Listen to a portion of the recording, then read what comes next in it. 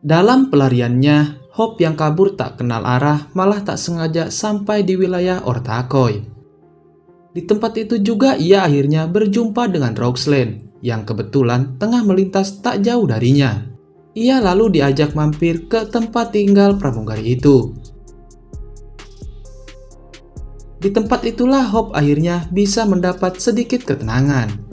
Tak hanya sempat membersihkan dirinya dengan mandi, tetapi juga sampai menikmati makan malam di tempat tinggal Roxlane.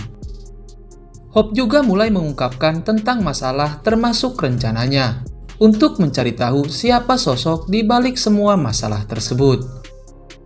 Dengan cerdik, Hope mengutarakan niatnya untuk membuka rekening depositonya di Tekpan Bank, bank yang menjadi penampungan uang dari curian di Galata. Dengan kata lain, uang hasil curian yang ada di rekening tabungan atas nama Hope palsu akan dialihkan ke rekening deposito baru yang dibuat oleh Hope asli. Karena dengan begitu, maka Hope asli mengamankan uang tersebut sembari mencari tahu siapa dalang di balik semua masalah kali ini.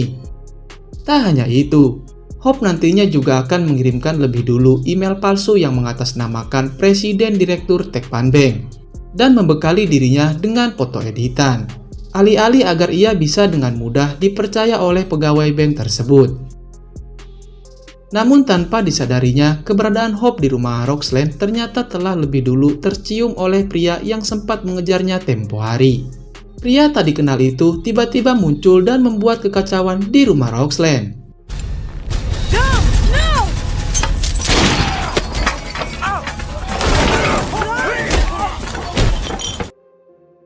Seolah ingin membantu teman barunya, Roxlane dengan berani mencoba menahan pria itu sembari berpesan pada Hope untuk segera pergi menyelamatkan diri.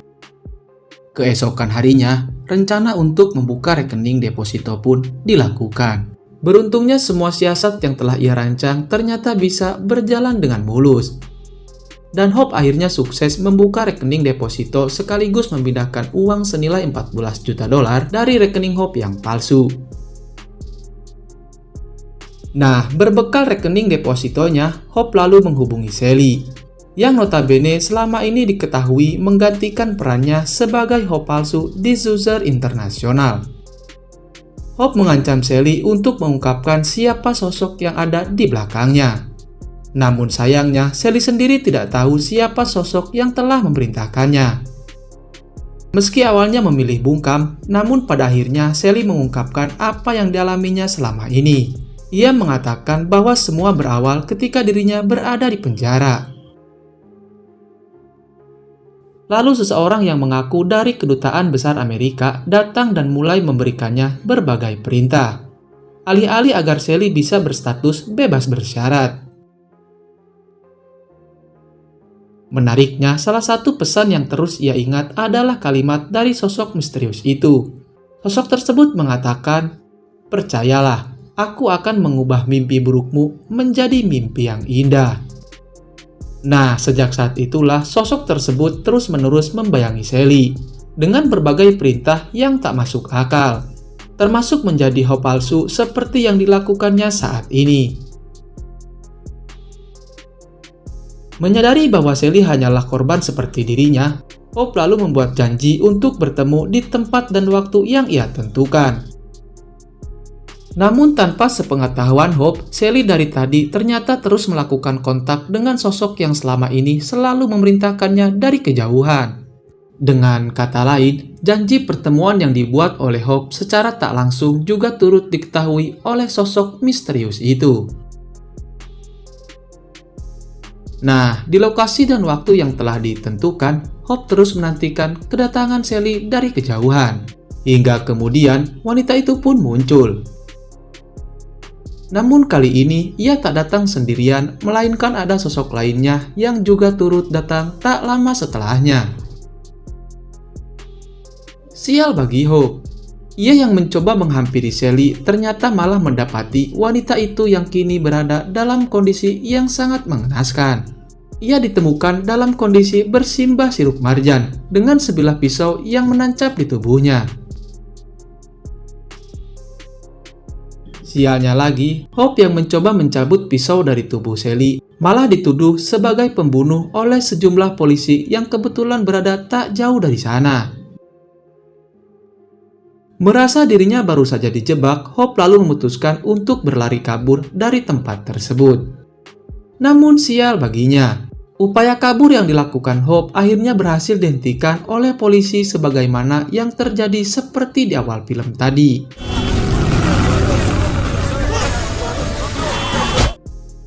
Kembali ke masa sekarang, semua pengalaman yang diceritakan oleh Hope agaknya tidaklah cukup untuk meyakinkan pihak kepolisian bahwa ia bukanlah Kelly Rose, sebagaimana yang dituduhkan selama ini.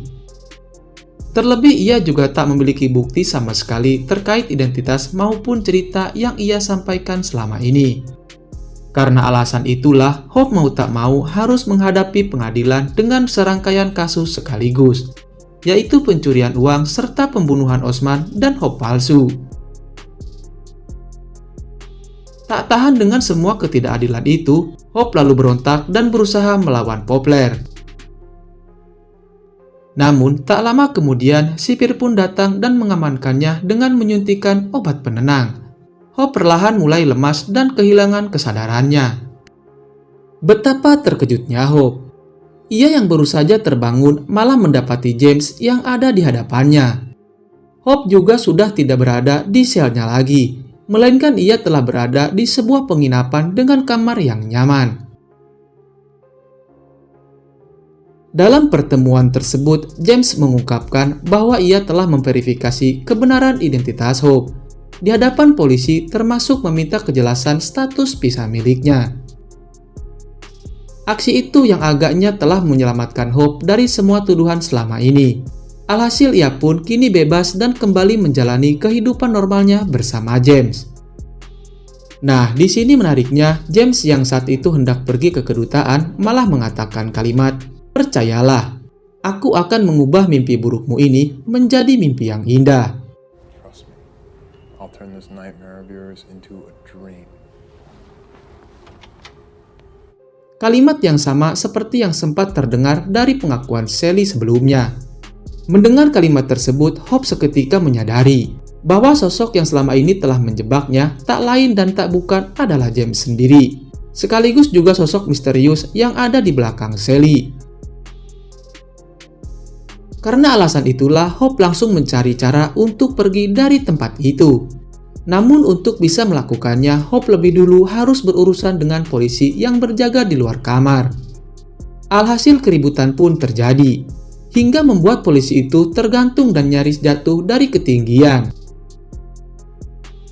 Menyadari bahwa polisi yang dihadapinya saat ini adalah polisi korup yang sudah disuap untuk mengawasinya, Hope sempat berusaha menginterogasinya.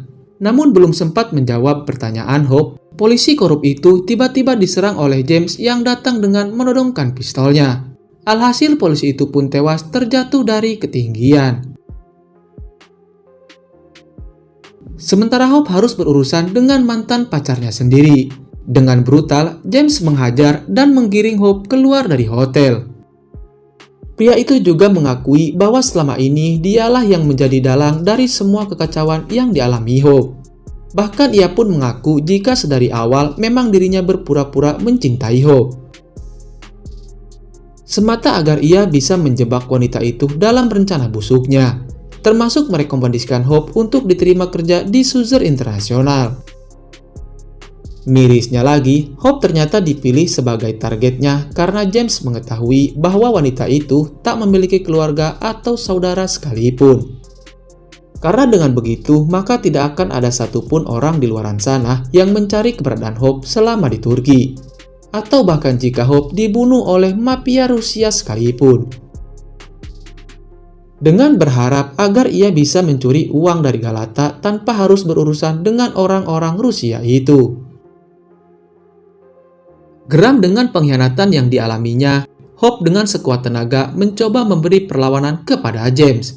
Hingga kemudian ia pun berhasil kabur dari pria itu.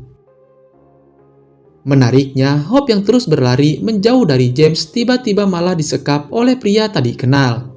Ia lalu dibawa masuk ke mobil pria tersebut. Secara mengejutkan, pria yang menyekapnya tadi ternyata adalah teman dari Roxland. Dari sinilah terungkap bahwa ternyata Roxland merupakan agen Interpol dari divisi cybercrime yang selama ini memantau aktivitas Hope bahkan ketika ahli pemrograman itu berada di pesawat. Tak hanya itu, Roxland juga mengungkapkan bahwa James yang selama ini menjadi pacarnya Hope ternyata adalah buronan bernama asli David Thompson. Pria itu bekerja sama dengan mantan polisi bernama Kava, yang secara kebetulan sempat menyamar sebagai Dr. Povlar. Kini semuanya terungkap. Hope yang menyadari bahwa yang diinginkan James dan Kava saat ini adalah uang dalam rekening deposito yang sempat dibuat oleh Hope sebelumnya. Nah, karena alasan itulah, mau tak mau, Hope harus menghadapi sendiri kedua penjahat itu.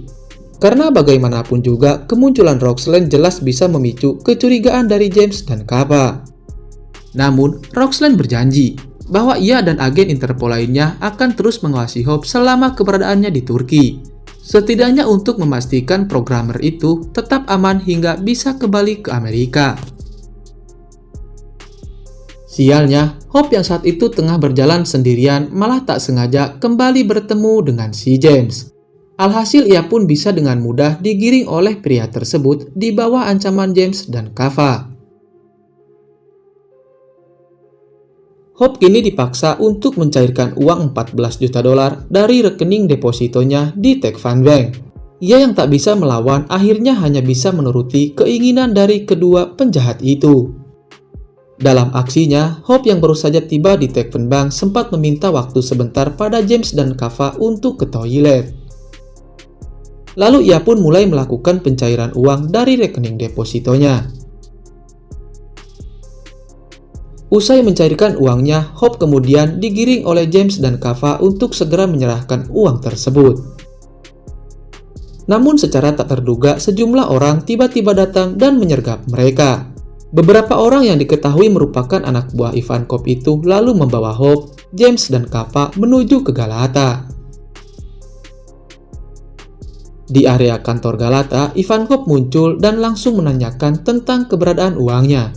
Dengan percaya diri, Hope lalu menyerahkan uang yang selama ini telah dicuri dari perusahaan tersebut.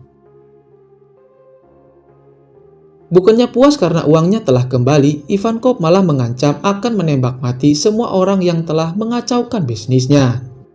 Malang bagi Hope, ia yang sangat ketakutan tiba-tiba mendapatkan tembakan di perutnya bersama dengan munculnya sejumlah agen Interpol di tempat itu. Aksi baku tembak pun tak terhindarkan.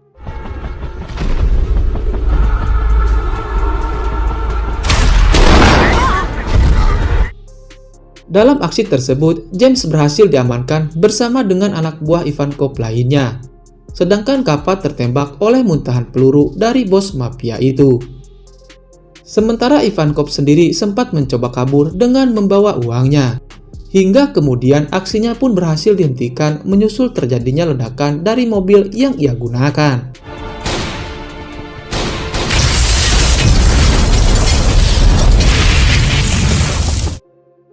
Namun siapa sangka cuy, kematian Hope oleh tembakan tadi ternyata hanyalah siasat yang telah direncanakannya bersama Roxland. Hope kini telah terbebas sepenuhnya dari ancaman James dan Kava termasuk Ivankov dan komplotannya.